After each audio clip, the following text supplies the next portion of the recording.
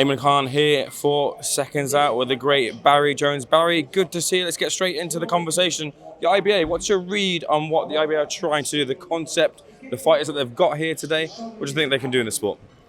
I think they can make an impact. I genuinely can. I think, it's never easy to sort of like infiltrate professional boxing, as a lot of people have found out. But I think they have the funds, they have the means, and they have the talent, to make I think a bit of a statement. And I think the fights on this card are good fights. The top of the bill is a fantastic top of the bill. And I think, if it all goes well, I think there'll be more of these events. And like I said, they're almost, some of the talent they got, Olympic gold medalists, world champions, in abundance. So they have the right tools and means to make it a real success. Going straight into the topic of conversation, we had a scrum with Tyson Fury. He's reiterated, of course, that he's retired, but there's a big but with it. But we'll get to that but in a second. But he says that he's adamant. He's watched the fight with Oleksandr Usyk 250 times, he says, and he won the fight. He's still very cut up about it. What do you think about that? Yeah, well, that's the way he sees it. And if he thought he won, then rightly he's upset. But I didn't think he won. I mean, there was an argument for the first fight that he might have won, but the second one I didn't think so. I actually think he boxed better in the second fight, but Usyk won it clearer, in my opinion. So which sounds weird, but I just think Usyk was just a little bit better again. That was all. That's all that was. It's hard for people like Tyson Fury who genuinely think they're unbeatable to get beat. He took the first one graciously in defeat, but the second time round, when he boxes well and doesn't do many things wrong, that's the truth of it for his style, and then still doesn't get the win in a relatively close fight, but not a close enough fight to call it a scream up at all. I think the right guy won, in my opinion. I mean, don't show him this, but alongside, of course, saying in the press conference here, show me the money, I'm willing to come out of retirement if you pay me enough. He said that the Usyk third fight is the one that he wants, and Anthony Joshua as well. Of those two, which would you rather see? Joshua, I think, just because it's a fight that we should have seen a long time ago. I mean, it's a bit of a shame, really, that their careers paralleled for such a long time, and they never got to fight each other when they should have in their peaks, really, when it was an argument who would have won. I mean, everyone had their own little favourites, but it was a genuine argument, for either one who would have won. Now, there's one fight that looks more jaded than the other one, so there's a bigger favourite than ever before. And the fact they got losses on their records, to me, doesn't affect me. It's how good they both still are. I think Tyson Fury can continue at a higher level.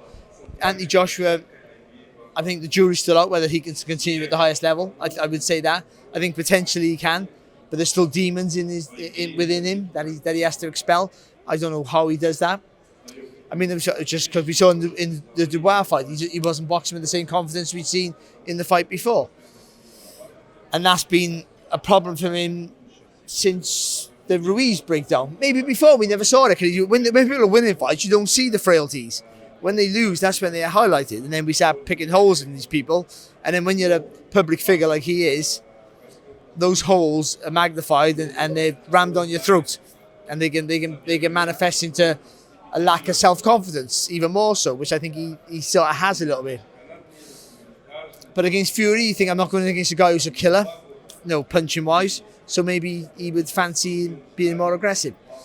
But Fury's still a massive favourite, so I'd like to see that fight if they're going to come back. I would happy if I never seen either of them box again.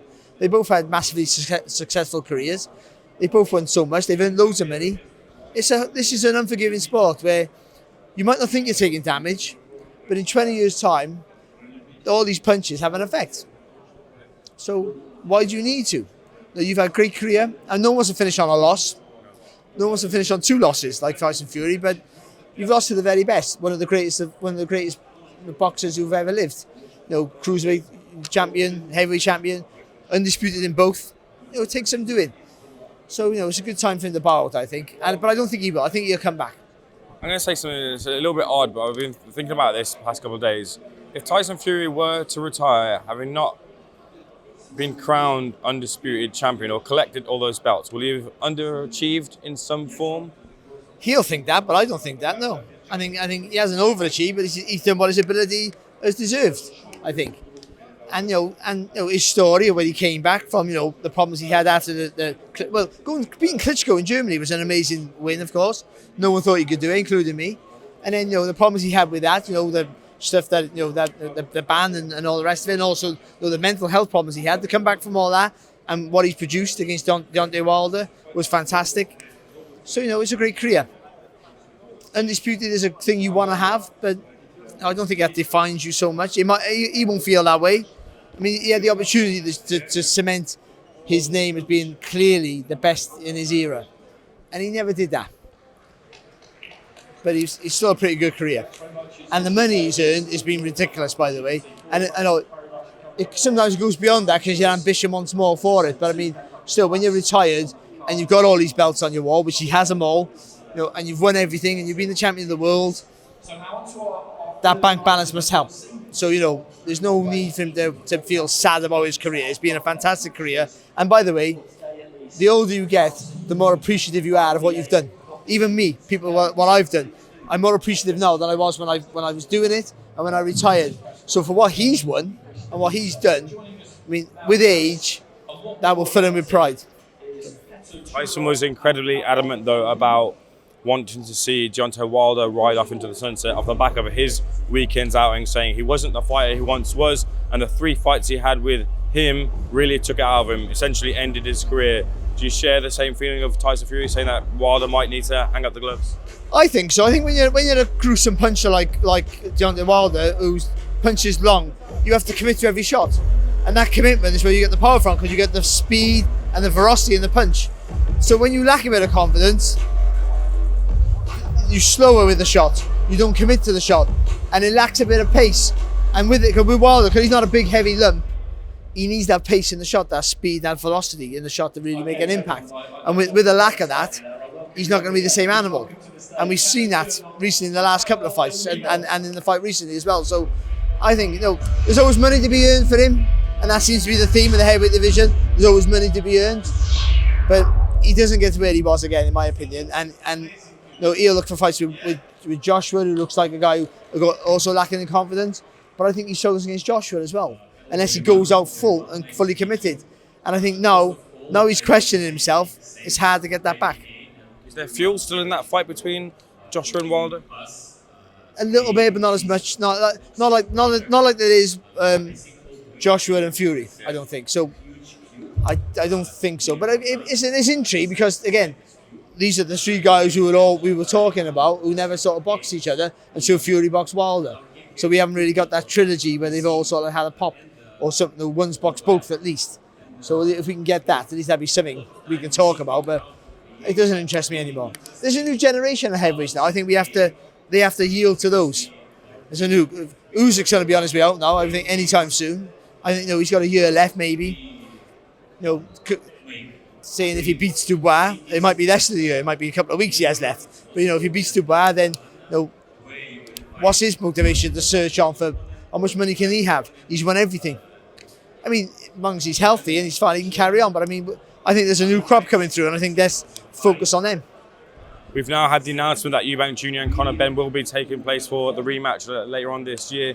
The right call, do you think, for Conor Benn or whoever activated the rematch clause to go in and try to get the victory over Ben again the second time, or get revenge over Eubank Jr.? Yeah, I mean, the weight's going to be an issue, talking point. I think still, I think the same rules apply. Yeah, I believe so. Yeah, well, that's no good for Eubank Jr. I think we saw that in the fight. For Conor Benn, it's funny because this is the biggest financially. It's all about money, isn't it? But that's the way the sport is more than ever now. Financially, it's the best fight for him. He don't earn this money boxing anywhere. But if he has ambitions to win a world title, then it's not at middleweight. And so this fight can only harm him. Because that was a hard fight, the first one. This one will be another hard fight, whoever wins, unless there's a real freak occurrence, not a freak occurrence, unless someone gets caught with the shot really early, then it's going to be a hard night. Which you still have to make Eubank the favourite again, like I did the first time. I mean, so I don't know. I think it's financially, yes. Career-wise, no. Because I think if he wants to fight for a world title, if he thinks he can win a world title, there's routes. And because of his fame and his popularity and his name, he can get a quicker avenue to box for a world title. And I think I would take that, in my opinion, because when you finish your career, there's always regrets. And for most boxers who win a world title, it's always like, quite often, smaller weights, you didn't earn the mega money. And sometimes the fighters who earn loads of money didn't win a world title. So then that's why you're happy with people like George Groves, who looked like he earned the money, but was never going to get that world title. And then when he got it, it's like, yes, good for him. And then earned more money on the back of it.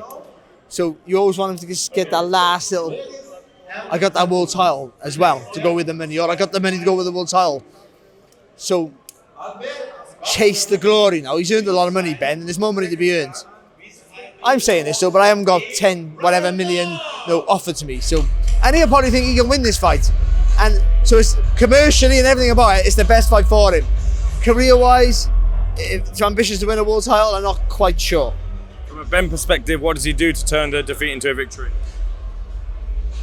Well, you got to make Eubank's boxer the fast pace from the offset, and he sort of tried to do that, but he has to be more. So I think he needs to get lower and move his head more, roll into shots. I think that's the key. You got to make Eubank. If you make Eubank look for the target, if you make Eubank miss and make him look for the target more, and when you get close, spin around the body, and so he can't hold you or push you back. Thank you. Then I think Eubank tires quicker.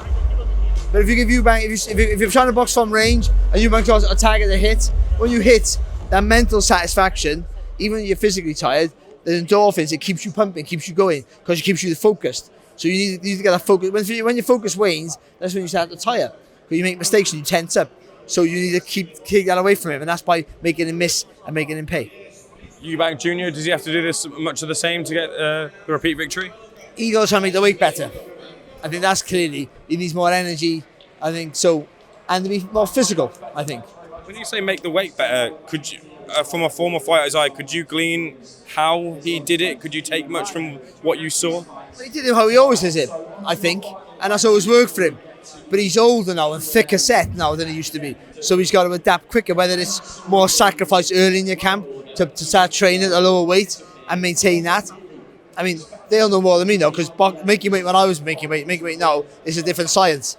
But so I think he needs to be trained at a lower weight, more comfortable, and then cut the weights. Everyone cuts weight at the last minute. That's just how boxing is. But I think cutting too much weight at the last minute is dangerous, and we all know this.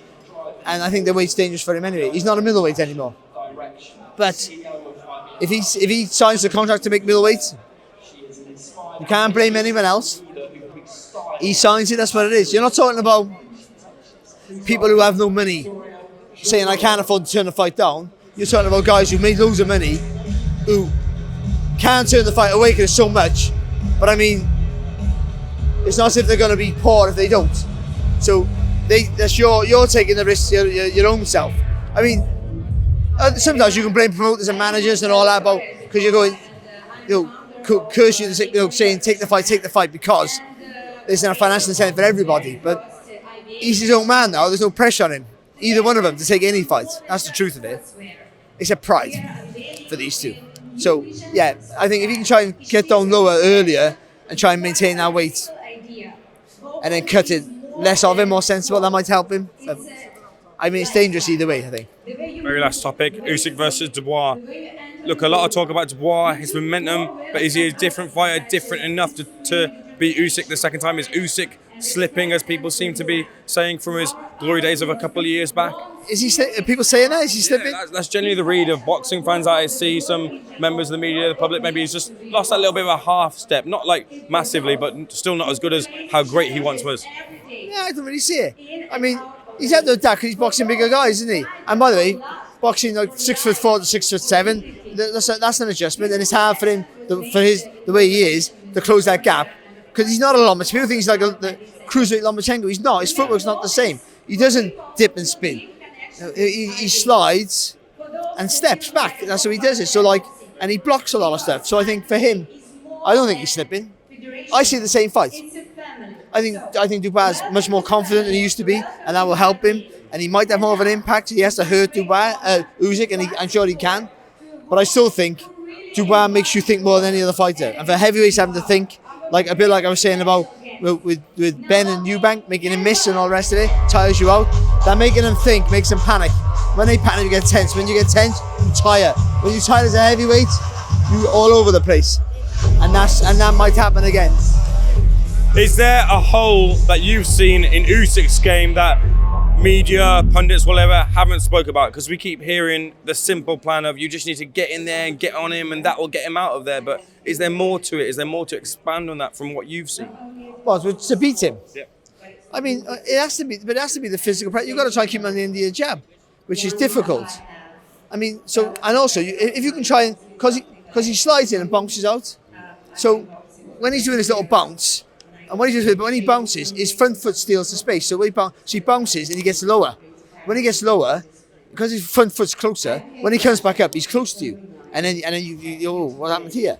So when he bounces, you either got to jump on him. I think every time he bounces, he takes a step. I think you got to double jab your way in and jump on him quick, get close, or take a step back and make him reset all the time.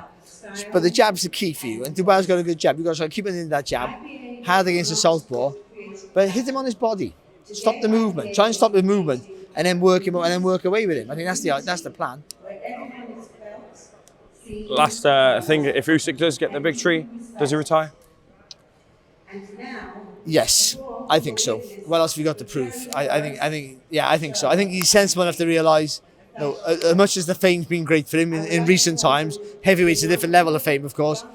The money, the accolades, he's got it all now. I think he's the sort of fighter who will walk away happy. I think he'll do that in defeat as well. I think he walks away anyway. Barry, pleasure. Thank you for your time. Thanks for taking 6 out.